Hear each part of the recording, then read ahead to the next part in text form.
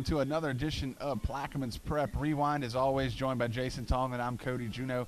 And Jason, no hurricanes this week, so we actually had a full slate of games that we're going to be able to recap for these folks. Yeah, finally, all we have to talk about is football now. Well, yeah, and some other high school some other sports, but yeah. But we'll get to all that, right. We'll get to all that coming up right after this. Plaquemines Prep Rewind is proudly sponsored by Deltone Electric and Air Conditioning. We'll fix it in a flash. Reed McClellan with Edward Jones, making sense of investing. Custom Stitches, Embroidery, and Advertising, your one-stop shop for all your promotional needs. Lori Spar Insurance, your independent agent for Plaquemines Parish. Microtel Inn and Suites, designed for a better stay where you're home away from home this season. Newman Crane, 3 locations and 24-hour crane service. Plaquemines Bargain Plus. Read us online at www.bargainsplusnow.com. Razor's Edge Salon and Spa, a full-service salon. Rotolo's, the official pizzeria of Plaquemines Prep. And Tony Plummer with State Farm Insurance. Like a good neighbor, State Farm is there. And welcome back to Plaquemines Prep Rewind. Once again, thank you to all of our sponsors who you just saw briefly right before. And Jason, Belle Chase, a couple weeks ago, had their easy game. Well, preseason game 2, should I say? Preseason game against Clark. Man, and let's your hope favorite that's team. let's hope that's the last time we have to. Well, South Plaquemines will play them later this year, but let's hope this is the last season that we'll have to talk about Clark. Well, South Plaquemines has to play them because they're in their district. Well, that's true. Hopefully, we might be redistricting next year, and maybe we won't be in the same district. Well, hopefully, Coach Harrison will pick better teams to play in pre-district. That'll get them ready to play for the district because we know that district's tough. More teams kind of like EJ, which we'll get to in a minute. Yeah. But, Clark, 62-6. Taranuncle had 3 touchdowns in the first quarter. I believe it was 34-0 at the end of the first quarter.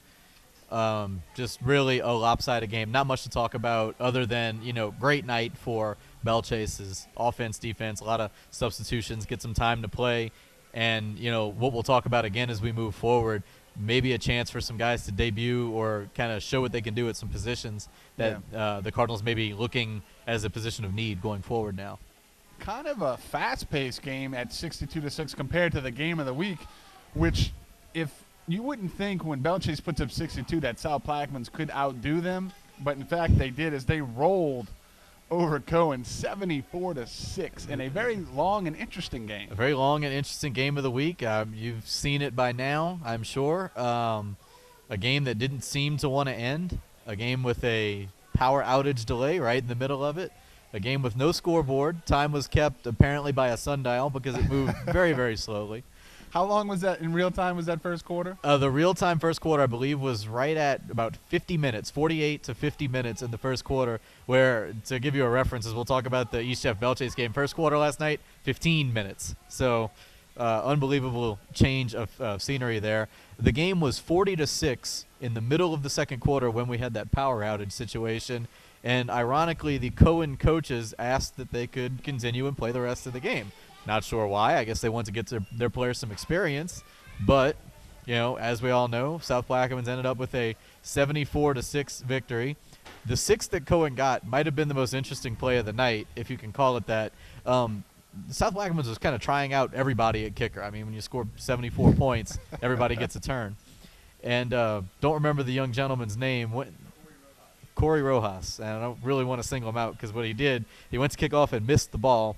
He kind of brushed the side of it. It rolled maybe a foot off the tee.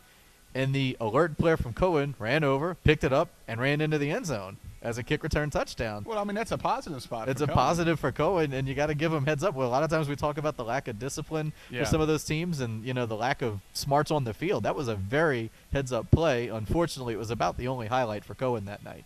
So 2 weeks ago, Plaquemines teams outscored their opponents 136-12. Yes.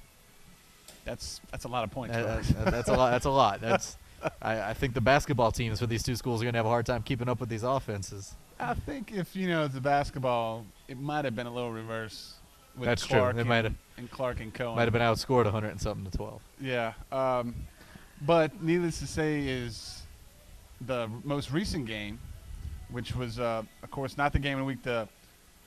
The other game, South Plaquemines against Riverside, which most of you probably don't even know what happened because it wasn't in the paper. It was hard to find out. You had to be up late. Apparently, South Plaquemines is traveling with no scoreboard now, because this game literally took till close to 11 o'clock at night before it was completed. But if you stayed up late, if you use certain websites as opposed to others, you will know that South Plaquemines, I won't say ran away. I mean, it was a 12-point game, but 62-50. They beat Riverside Academy in what looks like a basketball score. Right. Speaking of basketball, that is a basketball score. And, maybe if you would have been following us on Twitter, you would have found out the score because we were one of the first ones, if not the first one. You heard it here second because I can safely say I had to hear it on the radio as I was trying to keep up. And as soon as they said it, it was not on the internet until we sent it out. So if you follow us on Twitter at Prep Rewind, you could have had the score right away. That's right. And, of course, it was 62-50. Unfortunately, because we weren't able to be there and nobody really reported on it, we don't really know what happened. No stats other than a final score. As Coach Amos put it, because about halfway through the game in Belchase last night, we were commenting, hey, we haven't seen a score from South Plaquemines at Riverside. And he's like, that would tell me that South Plaquemines is doing good, and the people in Laplace and Reserve don't want you to know what's going on, so they're not reporting anything. So obviously we got the score. We found out it was a very successful night for the Hurricanes, but unfortunately not a single statistic to share with you other than that score. Yeah, Coach Stubbs we thought his team would be a little bit better, but unfortunately he's going to have to rebuild a little bit with the Rebels. It's not going to get any easier for them this week. Right, yeah, no joke on that. But to go into the game of the week, which you and Coach Amos were there, Belchase against East Jefferson and the Salta Formagios of East Jefferson.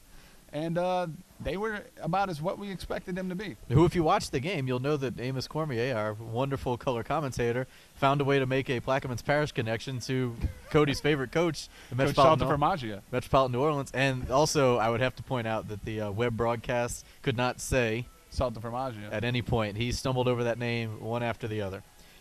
Anyway, getting back to the game. This game was actually a lot closer than this score will indicate, and there's a lot of kind of asterisks and things you want to add to what happened last night.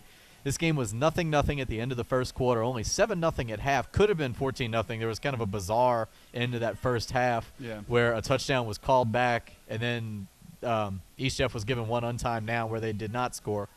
The problem that Belchase had was that they lost Eric Ragus, who was not only their starter, but really, from the looks of it, their only quarterback on the roster. Yeah, he's definitely the linchpin of that offense. And then at different points, Kyron Saunier and Joshua Jimcolli, two of those stalwarts along the offensive line, both went out with injury.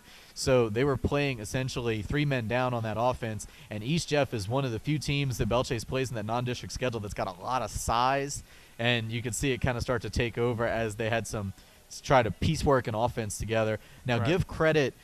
This game really turned around at the beginning of the third quarter. Belchase got the first possession, drove all the way down the field, and Taryn Oncolad, who had a stellar night, fumbled the ball right at the goal line. East Jeff recovered at the 1, then went on a 10-play, 99-yard drive to go up 13-0, and that was kind of all she wrote at that point. Belchase really suffered from the lack of a passing game, and it wasn't not so much that Eric Ragus couldn't be out there, but that they were just essentially using Oncolad and Dylan Parker in the backfield. Dylan Parker threw one little screen pass that kind of opened up that drive because you could see East Jeff knew they weren't going to pass, so they were just having basically 11 guys at the line of scrimmage to stop that run. Yeah, so, I wasn't there. So you're saying that Parker and someone else ended up kind of Taryn Oncolad tuning at quarterback? Yeah, Taryn Oncolad, Dylan Parker just spent most of the night playing in that quarterback's position. Now, Parker, they run a version of the Wildcat they call it the Wild Card. Pretty much like the wild card. Where Dylan Parker stays back there and takes the snaps, and they can do that. The problem was with no threat to pass, East Jeff was able to kind of crowd that line, stop the run, and that was kind of all she wrote. And then, especially with that lack of depth on the offensive line, you start plugging in guys, you kind of thin out at other spots, and that, read option that East Jeff runs till you're bored with it just eventually took over. And it's designed to wear you down. And Coach Salta Formaggio in the paper said that everybody knows what we're going to do. It's your job to stop us, and if you don't stop us, we're going to just keep running it down your throat. And, Coach Myers' defense, like you said, credit to him a little bit because they hung with him for a while. And that first half, they had shut Eugene Wells, the star quarterback from East Jeff, completely down. I mean, he might have had 10 yards. Yeah, but it wore him down because the defense was playing so much because the offense wasn't able to do anything. Yeah, you're right. And you could see it, just kind of fading away there. Credit, Taron Ancalad did get a touchdown late in the game to at least get Belchase on the board. A little bit of pride there for the Cardinal team, but again, as we will eventually look forward today, those injuries might be a bigger story than just the loss to East Jeff. Yeah, definitely. And, in fact, we're going to, right after this commercial break, we're going to get to the upcoming games and what we think is going to happen with Belchase and South Plaquemines coming up right after this.